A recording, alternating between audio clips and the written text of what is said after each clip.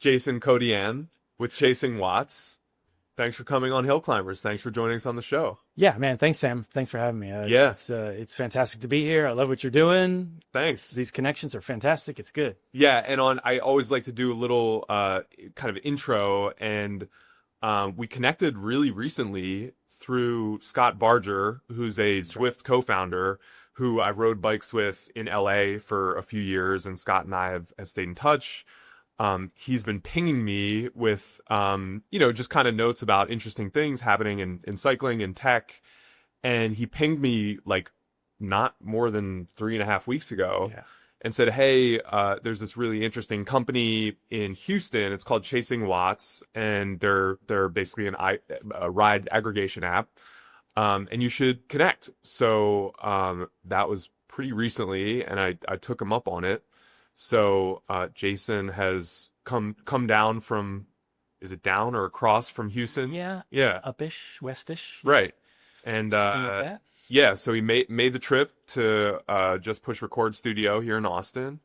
And it's really nice to have you here. Yeah, man. It's awesome. It was a good drive, no traffic. So I'll take that as a win already. Cool. So yeah, happy to be here. Scott's a great guy. I love Yeah, Scott. yeah. He's fantastic. And Overly helpful, that dude. right, but like I just want to emphasize that's the point. I mean, we're building this community, and we're trying to make the little network here smaller, especially in America. So connecting the dots, and Scott's been super helpful in that regard. Yeah, that's awesome.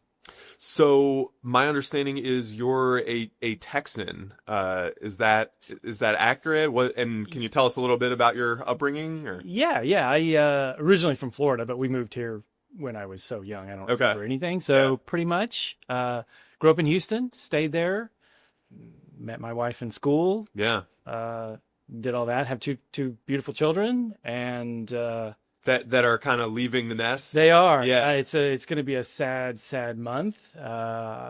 Leaving the nest imminently. I know. All I right. know. I've got, and That's heavy, man. I got 2, and one is going to each coast of the US. So it's they're splitting us. So my wife and I are going to deal with that in August, and so it's going to be interesting for that change in that next chapter in life. It's a big one for us. But Well, I said it's a good thing you've got a startup, right? I know. To fill the gap. yeah. It definitely burns the time. That's for sure. Right. Time and energy. Right. Yeah. So I've grown up in Houston. I've been here. Just oil and gas business is the main thing, but which makes sense to be in Houston. But just staying busy for sure. And what was it like growing up in Houston? And I think you started riding relatively early days. Yeah, I did. It was actually my older brother. I've got 2 older brothers, but my oldest brother, who lives here in Austin, in fact, he started riding, and somehow I just got the bug at that point. I grew up as a swimmer. Yeah. And so I was always active. I got into cycling. He and I lived here together for a couple of years in Austin, and I met another gentleman that was doing short triathlons. I got involved in that.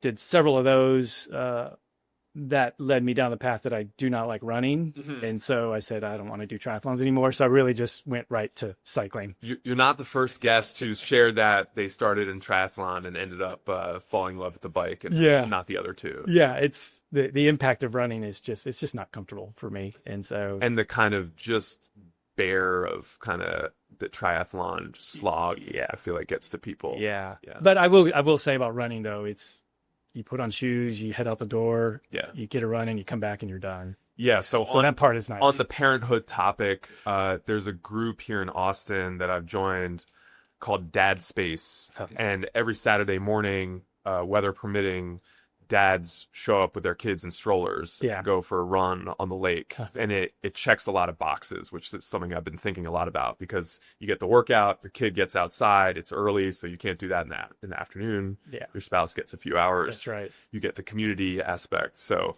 a little bit harder with the bike. So I've been doing plenty of running. Yeah, absolutely. Yeah. So fast forward, here we are, right? I mean, I've been cycling for since early 90s. Yeah. I started racing. I think I was saying, so my oldest, she's 18 now. And I did my first crit just after she was born. Yeah.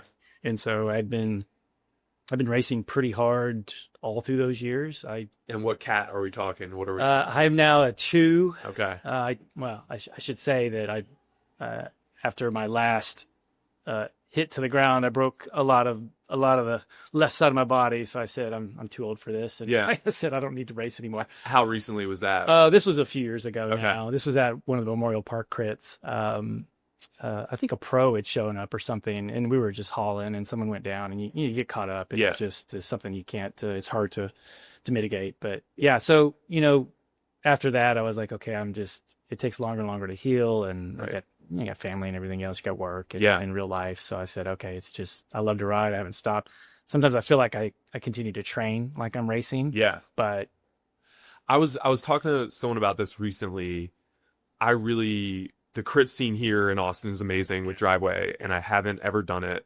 And the biggest reason is safety aspects. Mhm. I can't wreck my body and have, a baby at the same time. So, on this topic though, I think a lot of my motivation for, and fun that I have is being competitive. So in my mind, I think my goal is to always hang with the top 85%, so when I show up at a group ride, I want to be that competitive, and that's what I base my training that's on. right. Yeah. Yeah. Similar. And I think, we're here now just because we're that type A personality, right? We're competitive, and that translates to entrepreneurship and everything else that goes with it, right? It's just you don't want to lose, even on a weekend, Saturday ride, weekend, whatever. Yeah. Wednesday night ride, Thursday night, doesn't matter. Yeah.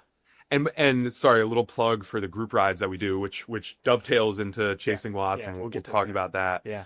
But yeah, that we're doing a weekly group ride on Thursdays, and then we started doing weekend rides, not quite monthly, but let's say every 6 weeks. And like, we love the competitive element. I mean, we'll hit the hills pretty hard, but then we'll regroup on the top. Yeah. So you can always, as we say, get kind of spicy. That's right. Mix it up with people, regroup, and then go to the next hill. So that's how I feed my competitive That's awesome. craving. Yeah. Yeah. I moved to Austin 5 years ago. I've actually never been to Houston. Like, can you talk about the cycling community there? And you've been part of it for a while. So, what was it like starting in the 90s and then the aughts, and what's it like current day? It's amazingly different now. I will say, I think, it was pretty strong scene prior. We had a lot of racers, right? A lot of roadies. I think mountain bike scene was pretty good too. That's something I never got into. I've kind of done everything else but mountain biking. But I think kind of going into 10 years ago, Texas racing was just incredible. I mean, I remember we could pack up the car with the kids and a bike and go almost every weekend somewhere. Mm-hmm. And we did a lot. I mean, I was in Austin a lot, Dallas, San Antonio. We were all over the place. So Super fun. super fun. Yeah. Aggressive. I mean, everybody takes it it's that same type A, just everybody wants to win, and it's hard and it's fun. I think what really the biggest thing in my mind as of recent was COVID, right? We went into that thing, and then kind of on the other side of it, it just exploded, right? Everybody was ready to get on a bike and go on a ride, and they just didn't want to do it by themselves, right? Yeah. And so to me, that was a huge impact on what we're seeing today, right? It's just so I think this is really interesting because there was that spike, and then my sense is a lot of folks like bought the road bike and then rode them, and now they're in the garage, so are you getting the sense that like Houston, for using that as an example, has had a little bit more stickiness with folks? I would say, yeah. And you've got some data on it. Well, that's what I was just gonna, we can probably get into that, but yeah, I mean, the numbers around the activity is insane, right? Neil, who I'll talk about in a little bit, but we were just chatting. He's partner of the app. Sorry. Yeah. He was partner of the app, and we were just talking about the numbers, and June was our highest in terms of activity ever. And so we've seen no slowdown in terms of, people joining the app, people creating rides, people looking at rides. So it's I don't see any slowdown. Yeah. And the rides that we're seeing, like on a Saturday, Sunday, they're all full, right? I mean, Cool. there's a lot of people showing up to these things. So That's exciting. it really is. Yeah, it's Really amazing. cool. Yeah. Tell us about the origin story, Chasing Watts, why, how to come to be. Yeah, great. This just started out as a passion project, and really it was, if I can say, is a frustration. And what year are we talking? This is 2017 when we started talking about this. So a lot of us are still racing. I was on a local crew there in Sugar Land, and every week, like people still do today, it's where are we riding? How fast do you want to go? What route are we taking? What do you want to do? Who's going? Who's not going? That's text, email, social now. I mean, it was just, we were all over the place every week, and it just got so cumbersome, right, to deal with that stuff. And I've been a lifelong developer, right? So I've been in tech just about a long time now. And so I said, well, I can do something about this. So I literally just, it was kind of around that Christmas time frame of 2017. I started banging out some code, and I put together a really quick website, right?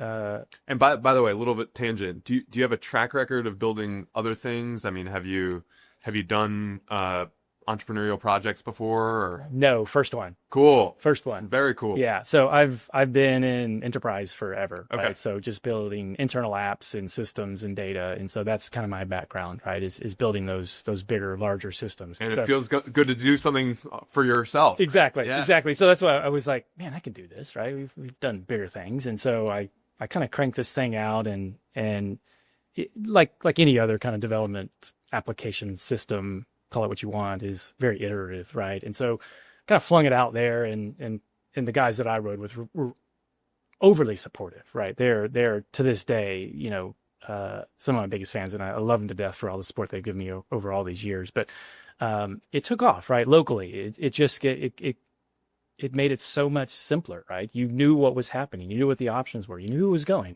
And that's awesome. And I'm curious about, you said it took off. So we're Locally. Yeah. Well, yeah. And we're talking about Houston, and we'll get to that.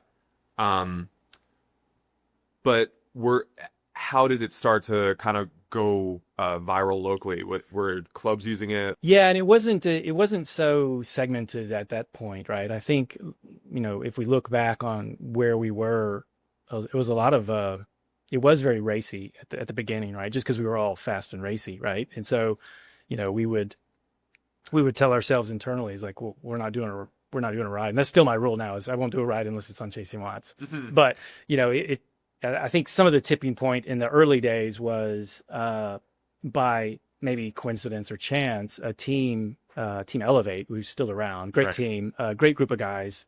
They tracked me down and saw what I was doing, and we had a quick call, and they're like, hey man, we're trying to manage our team better.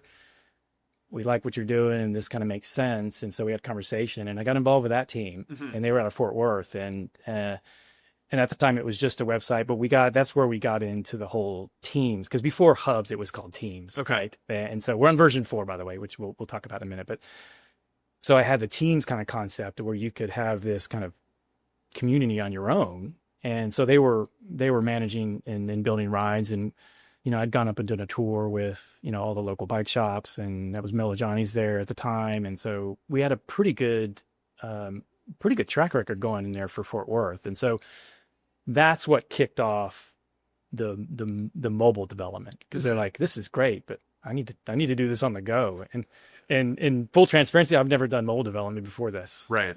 and so they're like, well, we need something on the phone. I was like, okay, I'll give it a shot. And so that's what kicked that segment off. And then what year was that? That would have been 2018, late 2018. Okay.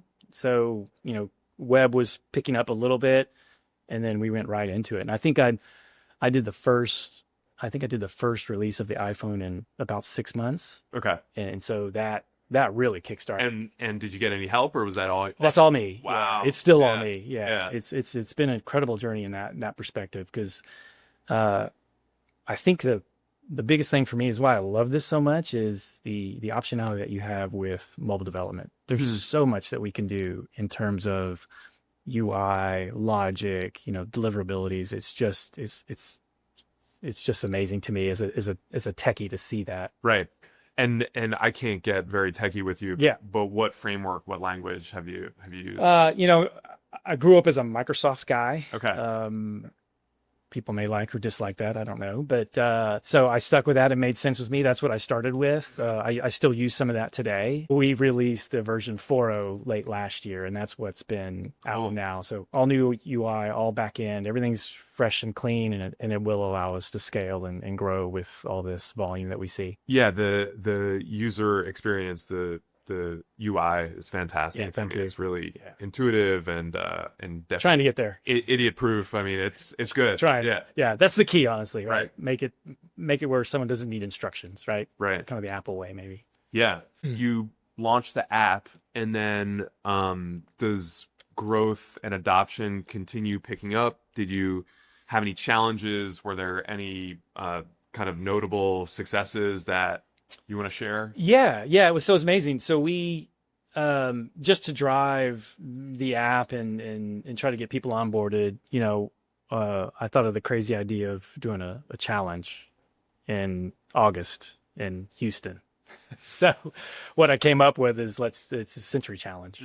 And I said, let's do 5 centuries in the month of August. And this was 2019, Sam. And so it just worked out. That month had 5 Saturdays. And so I got 5 different bike shops. We got some breweries, and I just laid it all out. Yeah, I love the grassroots. Exactly. Right. And so that first year was incredible for the app, and just one, I didn't realize there's that many crazies that want to do that many centuries in a month, because it's super hot and it's just super hard, right? So and there was prizing. What were you? Yeah, we did. I think I did, you know, some swag at the end for the folks that did all 5, right? And so that was probably our biggest, you know, pickup moment, and so it was just amazing. And then outside of that, you know, coming out of COVID, right, it was just incredible. We've just had so many cool rides show up that, like, it makes you go, wow. I'm gonna mention a good friend of mine, Durwash. He's out of Sugar Land, but he's known for some crazy. He did a 300 miler ride, and stuff like that. It just moved the needle so much that even he was like, okay, I'm gonna put this out there. And I think, you know, maybe one other 2 crazy people. Right.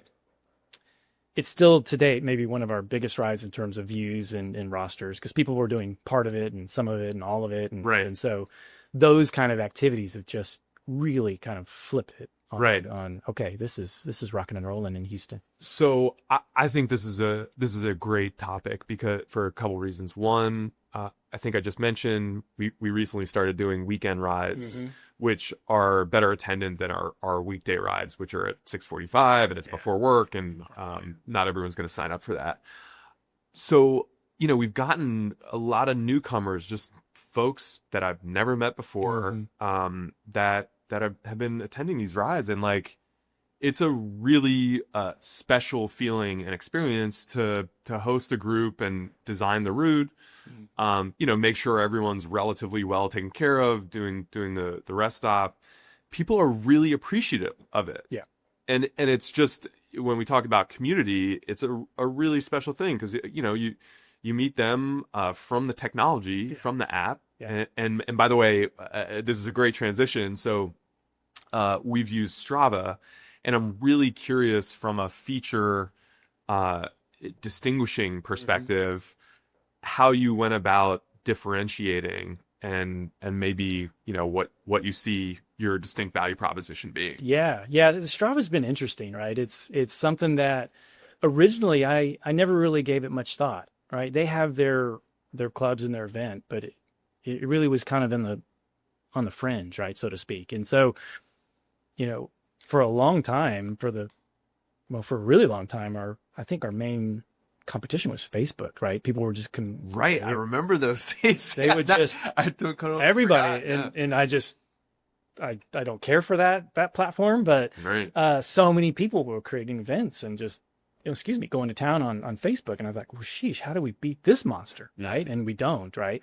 And so it's just been as of late, I think, that Strava has, you know, maybe with Michael coming in and changing kind of the outlook of what their focus is and their social perspective. But it's been interesting that, you know, we're taking that into consideration. I think it's it's somewhat flattering, I think, to a degree that, we're okay. Well, Strava's our competitor now. Yeah. They're this behemoth of David and Goliath, maybe a little bit. But, from a feature perspective, I'll say this, Sam. I think that there's 3 layers of rides that we're dealing with. We've got pre-logistics setup ride. We've got during kind of capture perspective, and then you've got the post-ride analytics. Mm-hmm. Well, Strava does technically all 3 of those, but they do 2 of them really well, and probably the post-ride analytics very well. Mm-hmm. And so Chasing Wants is only that first segment, right? We're only doing logistics. We're not tracking anything during the ride, although some safety things that we want to consider, and we certainly don't do anything post-ride for analytics. So I think that's where this allows us to be successful, and I think Houston is proof of that, is that a lot of people want that, just kind of what you're talking about in terms of, the community of understanding what's next. Yeah. Right. Because I think a lot of folks are using Strava and the event, but they're kind of point in time, right? It's like, okay, I'm doing my ride Saturday, I'm going to post that. And so it's kind of, you see it maybe in Instagram or in a blog post once or twice, but then you have to knowingly say, okay, I need to go which group was that, or where was Right. that in Strava? And you kind of unpack. Whereas, we're focused only on the pre-ride, and it's all in one space. And so whether you miss that one, in an ideal world, in Houston, for example, you've got 50 other choices Right. going on that week. So I think that's the biggest takeaway that I have in terms of. And in that sense, I don't know if you like the term, but it's a ride aggregator, and it's I think we talked about that, and while we do list everything, I don't know if I would frame it as an aggregator. And again, it's not right or wrong. I guess the point I would like to make there is that, we don't actually post, we being Chasing Wants, we don't typically post much of anything. And so all the rides in the app on the platform are completely user driven, right? Mm-hmm. And that's it. And that's what's amazing to me. It makes me smile, because it's really one of those things that it's like these folks care. They want to grow the community. They're putting these rides on, they don't get paid by anybody from me or anybody else. And so we're not out there just scraping rides. Because I think we talked about this earlier, is that's part of our I don't want to say guarantee, because that's a hokey word, but if we start aggregating rides, or we just let people just post whatever, because it a lot of times what I've seen happen is rides get posted and they get ignored. And so there's no owner, there's no ride leader, Mm-hmm. and there's not anybody there to take charge. A lot of our rides now, a good portion of them, they have good leaders, and it makes it safer and keeps everybody in their lane. And Right. and so I think that part is very important. It's almost like self-selecting for quality control. That's right. And so that is a snowball effect. That's right. Yeah. Yeah. And And with Strava, you're not quite sure what you're going to get. that's right. Yeah. I mean, I got the route and the start time, and you kind of see who's coming, but I mean, just to rattle off some details, right? I mean, you're getting all of that, and then the weather, the wind overlay, you can sync to your device. I mean, you can chat about it. I mean, you have kind of all those. You can make a calendar reminder. I mean, you just got all these things that are at the tip of your finger in your app, that's just at a moment's notice, right? If the rain comes in, or the route changes, I mean, Right. it's just, there's instant notification for all that stuff. It's just all baked in to make it. I mean, again, we're just focused on the ride setup, and that makes it a little bit easier. We don't have to worry about all the other stuff. Yeah. And it does seem like you guys are kind of riding a wave with, we talked a little bit about running communities too. Yeah. Just proliferation of ride clubs, of run clubs, of folks gathering together to sweat. Yeah. It's funny, when I originally was working this, and some may have picked up on this, I did everything was activity based, not just ride. Mm-hmm. And so that was my first intent as the techie behind it, say, okay, well, I'll do this for any group activity. And that's how that started. Yeah. I just got selfish, and I said, I don't care about those other sports. I just want to ride my bike. So that's kind of how we Cool. tunneled into that. Going into more of the features. Yeah. I think you've rolled out, is it called hubs for club? Yeah, And that's so right. Can you share a little bit about the features you rolled out for, I guess, kind of managing your cohort of riders and Yeah, Hubs is it's interesting. It's something I think that we've been pressing a lot more because I think it's important. Like I said, in version 3.0 and that was just called Teams, and it really is it's mislabeled because it's not just Teams, right? Hubs now is just, it's literally and figuratively what it means, right? It's a community of whoever you want it to be, right? And you don't have to have just a team to do that, right? And so it's been great in that it gives really anybody, we've got friends of mine, create a hub for her, and she managed. And you guys created one for hill climbers too. Yeah, absolutely. And so, private hubs, public hubs, you can join those, you can request to join those. But again, it just gives the, say the hub owners or admins the ability to just manage their environment a little bit better. And so you can create a ride and attach it to a hub, and it kind of gives you that, well, I want to invite all my members, right? It makes that part a little bit easier. Right. And then it just gives you a nice clean point to point people. Yeah. It's like, okay, go. That's all shareable, right? That's all web or mobile. They all go to the same place. And so let me check out my hub, right? We just released some further integration on widgets, right? So you can embed that stuff if you've got a website, so right? A calendar or list or yes, stuff like we that. talked about that. Yeah, because the Hill Climbers website is not updated. Right. So you're ready to go now. Our event section. Yeah. So thank you. So you just click in your hub. You can do that yourself. Grab the code and then put it in your website. And so that just it pulls directly from the app. And again, I think it's just a nice way to stay in tune with what your rides are doing. I think one way to look at it with you guys compared to Strava is, with Strava, maybe it's not quite an afterthought, but it's not the main thrust. It's not the main value proposition. Great. For you guys. You're really dialing in on what folks need when they're ride hosting. Yeah. So you guys have had some like real traction in Houston over the last few years. Can you share some user data? Can you share some user numbers? Or? Yes, I think so. Whenever you're comfortable. Yeah, no, listen, we have users globally. I'll say that, right? But the activity is clearly Houston, and that's in many of thousands, right? So we're cranking hard in Houston, and so thousands of riders in Houston. Yeah, I bet we have 8,000 or 9,000 in Houston. Wow, it's a lot. That. Yeah. The lion's share of our app is Houston. So it's fun to think about because how many people Greater Houston? Oh, geez, metropolitan. It's a lot. But man, I have never thought about per capita cyclists per. Just think about we've been doing a lot of number crunching analytics just because of this growth and where we're headed and kind of the 5-year plan, but just the number of cyclists in the U.S. right, and the number of cyclists that. I mean, what was your guess on number of cyclists in the U.S.? I mean, it's a big deal. We're gonna have to do some like trivia one of these days. So we've kind of boiled that down. To your point is just that the views, the activities created were up and to the right. Well, I think it's an interesting thought experiment for a couple reasons. In LA, I lived in LA for 5 years. I kind of just assumed there were like a couple thousand, roadie types that would ride a couple times a week. But like, what you're telling me is that they're probably a lot, 20,000. You know what I mean? There's a lot, and again, that number is not indicative of that everybody's riding all at the same time, right? Some of these are, but just for folks to have signed up, and you guys are early still. That's right. That's incredible. I know it's insane, and so it's just And the other point I was going to make is I think I've never heard the word racy before, but I really like that descriptive.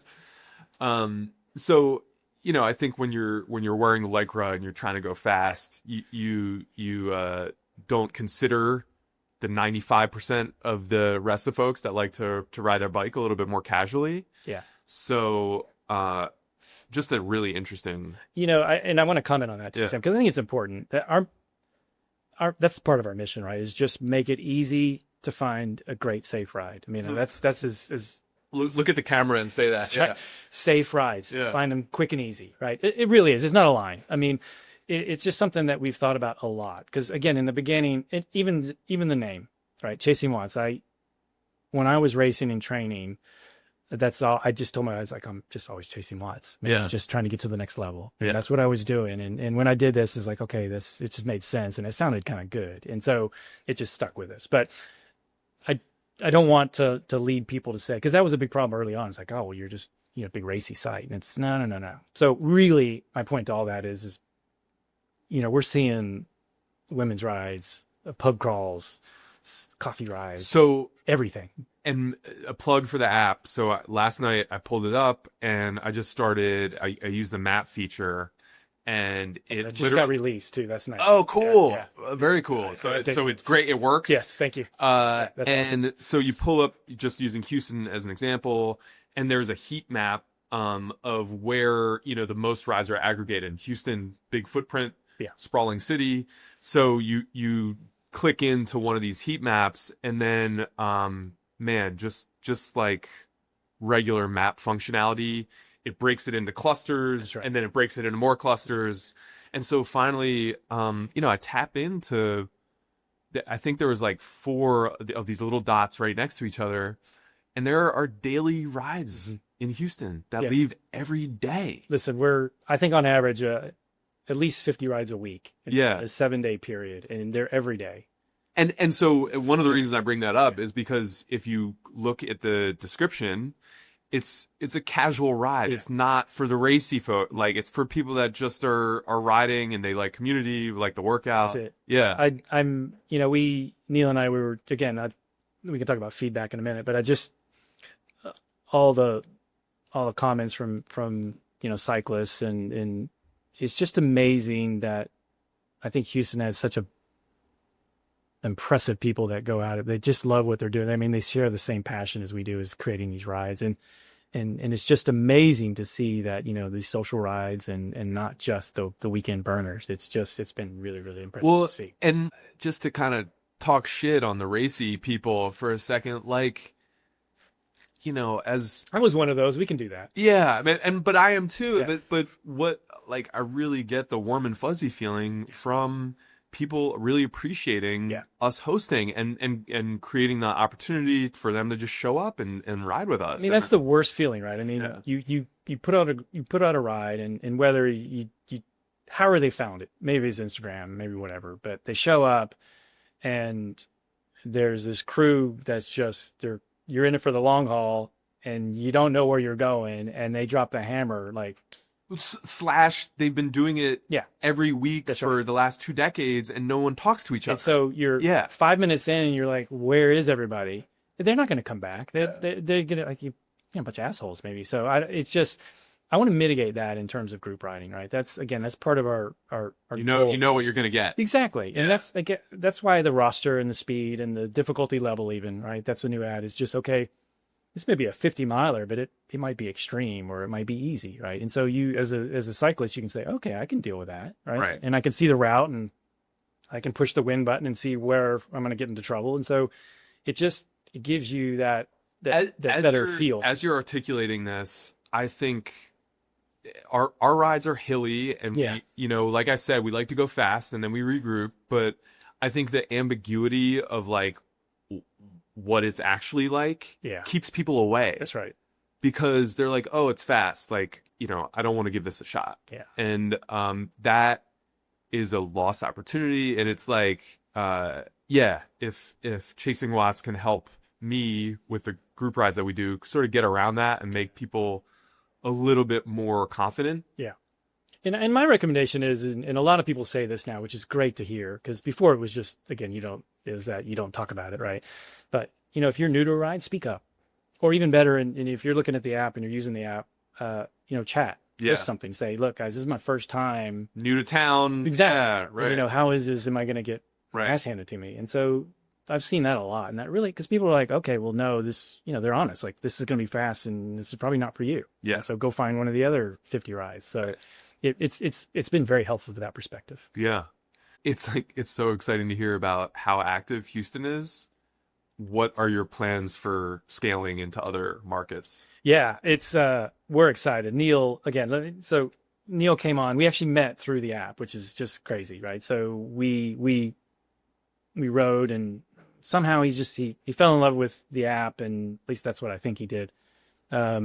We just kept chatting, and so I've actually brought him on. He's a good talent, and he's been helping me, the last few months now. But for this perspective, in terms of, okay, how do we grow? Biz dev and partnerships. Exactly, Yeah. that's it. He's got that background, and so it just fit, right?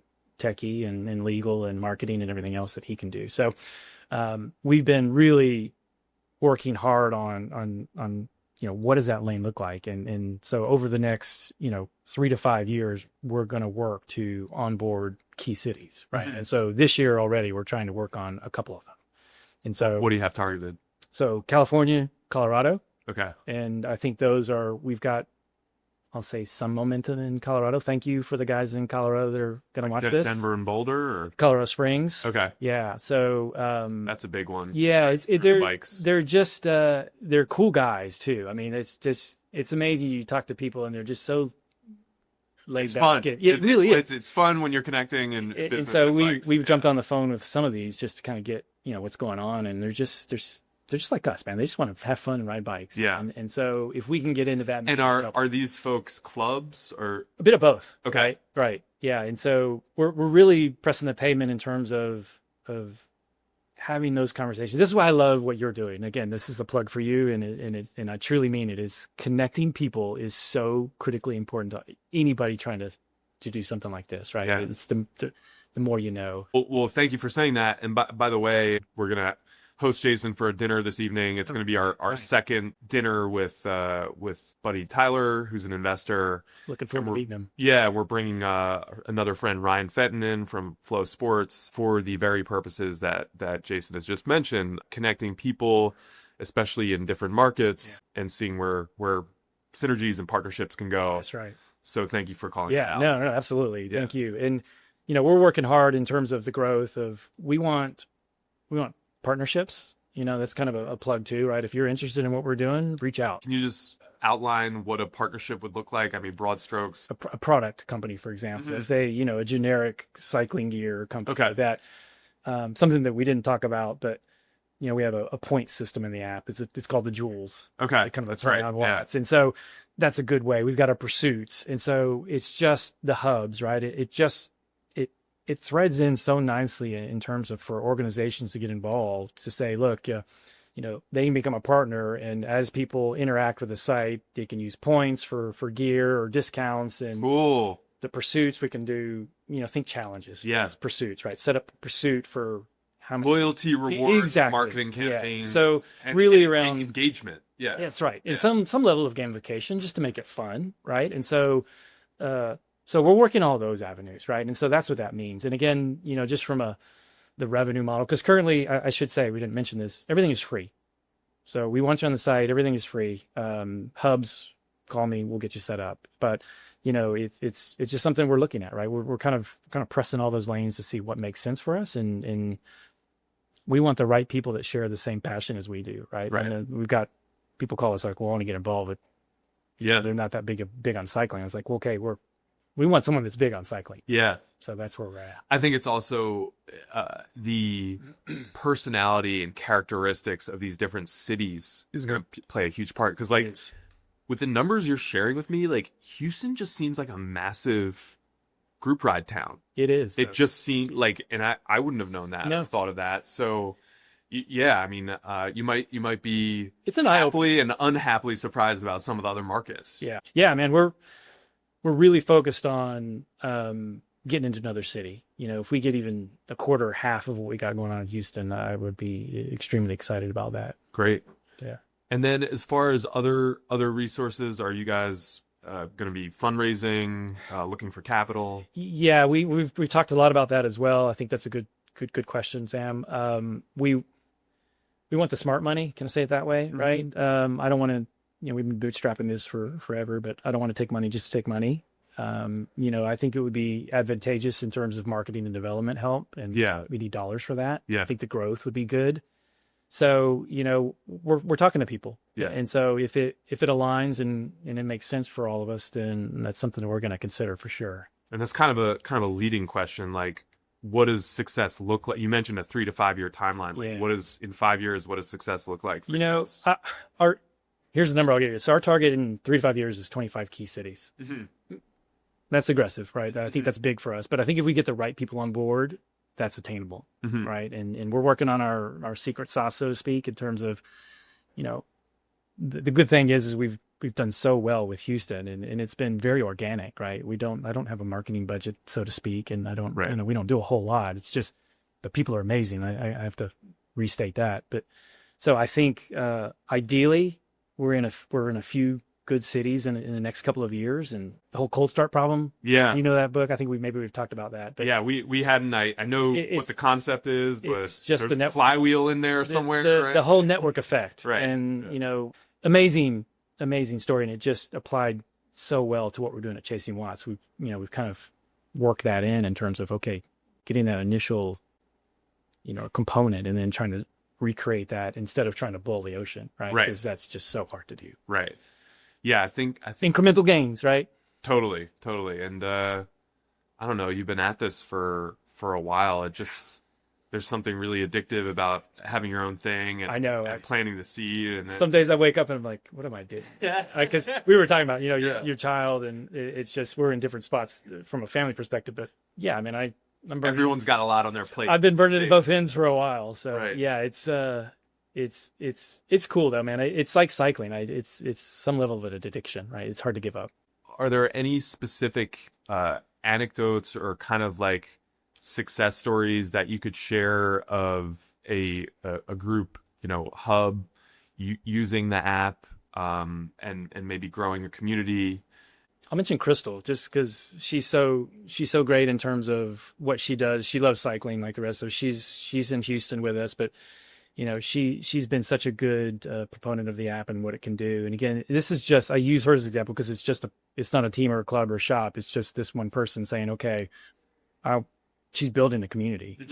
She's done really well at that. And so she'll do rides almost every weekend for everybody. And so she'll spin these things up and use the hub for all that. And so it's been really incredible to see that. I mean, I think she's 67 members on this Cool. this hub now, that's just gone from, you know, probably texting and doing all this other stuff to now building these rides. Right. And the funny thing is, people, like, she'll go out of town and like, oh, well, what are we going to do now? Who's going to Right. do Crystal's work? And so Right. it's funny that it's just amazing to see that stuff go. And like I keep coming back to the community aspect. Yeah. I mean, Wow. it's so cheesy, but at the same I know. time, Yeah.